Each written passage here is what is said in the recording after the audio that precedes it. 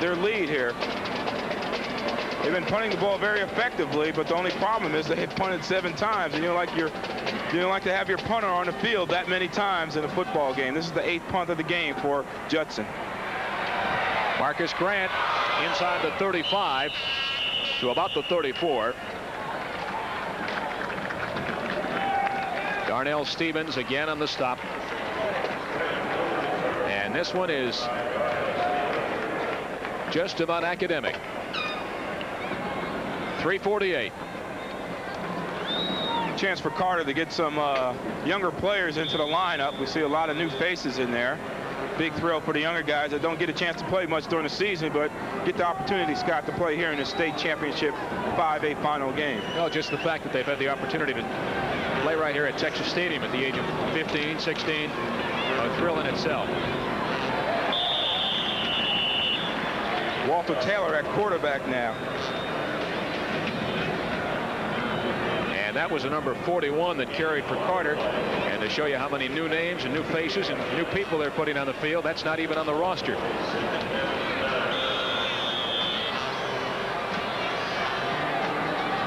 But as Drew said, Taylor at quarterback, he's number 15 in red.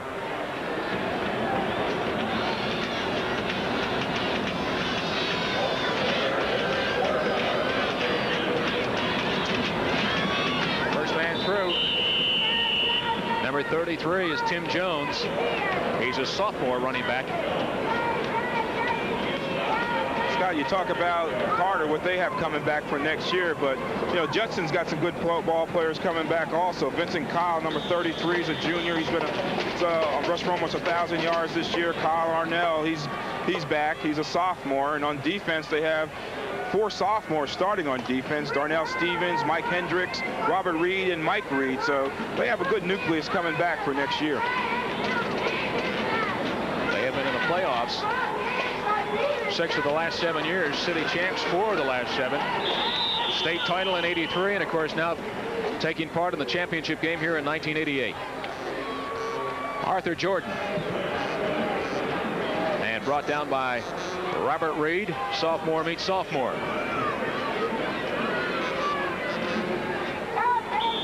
Judson certainly doesn't have anything to be ashamed of, Scott. You know, to get to this point takes a lot of hard work. This is their 16th game of the season, and you know they've dominated just about everybody they played this year. Even though they have 1 loss, they lost to San Antonio Clark 14-12, but they later came back in the playoffs to beat Clark 24-13. So they have a lot to be proud of. This has been a good season for the Justin Rockets. 4th and 6, they come up short, so the ball will go back over to Judson. And they will just try and see if they can't come up with maybe 1 more touchdown. Let's go back down to the field right now. Chris standing by with our MVP. Yes, here it is, the Carter quarterback, Robert Hall. Congratulations on the MVP. You got shaken up on your very first pass attempt, came back, had to feel great now. This has been a team on a mission, hasn't it? Yeah, we focused on winning state ever since freshman year. Somebody will have to win it. I might as well be us. Do you expect to be able to throw the ball as well as you did today? Yes. It's a defense that has shut out 4 teams in the playoffs. Send the linebackers, so they're leaving responsibility on coverage, so we throw right over their heads while they blitzing in. I take a shot, but we still complete it. Okay, to make the presentation, here's M.O. Black of PepsiCo. Thank you, and we just want to tell you, Robert, how proud we are of you and your school, and we know that you guys are going to have a good time tonight and savor the victory. Congratulations. Okay. The 1988 state champion MVP in Class 5A. Carter quarterback Robert Hall.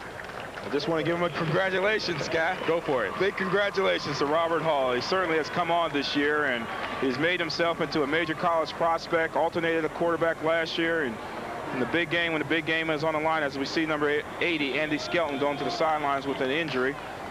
But Robert Hall has certainly done some great things for himself to put himself in running for a major college scholarship. And our MVP, Pepsi MVP today. Senior Tommy Ramey playing in his final football game for Judson. On the rollout, wide open.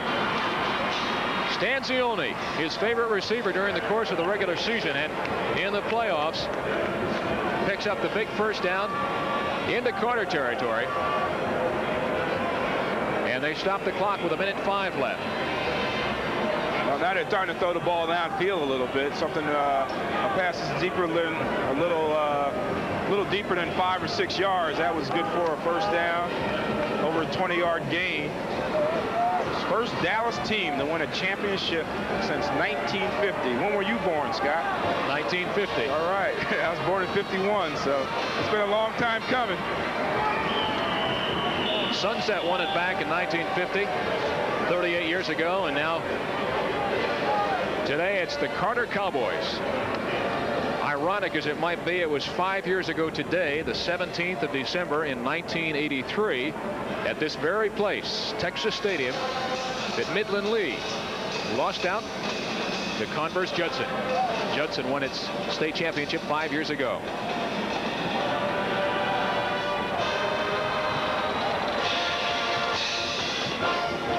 Second and 10. They try to pick up yet another first down. It'll be close.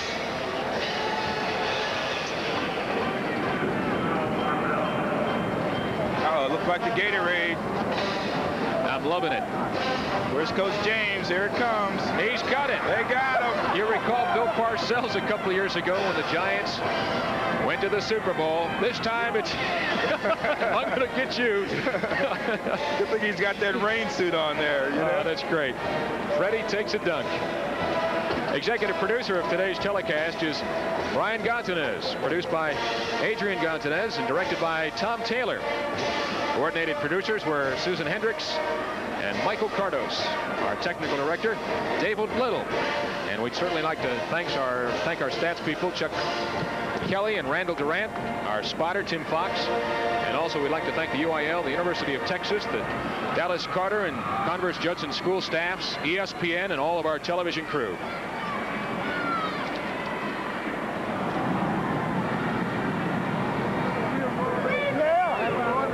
Crazy Ray, many of you probably recognize as a fixture to Cowboys games over the years here at Texas Stadium. Congratulations in order to Freddie.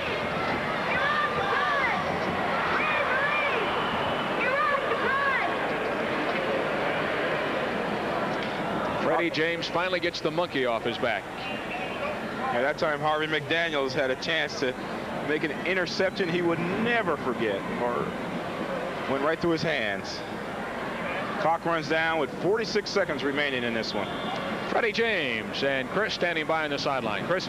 Okay, fellas, congratulations, Coach. You just got hit with a water bucket here. I know you felt like this is a team with a mission all year long with all the off-the-field controversy. This is one thing I want to say. We have the best defense in the state. I noticed in the paper that they were talking about they defense have the best defensive coaches in the state. But it didn't even worry me about that. It didn't worry me because I know that we had the best defense in the state, and I know I have a great feeling about winning the ball game. Makes it sweeter, doesn't it, with all the controversy in the courtroom to finally come through and win it on the field? Well, that's great too. I'm so happy to get this court decision over with, and I hope it's just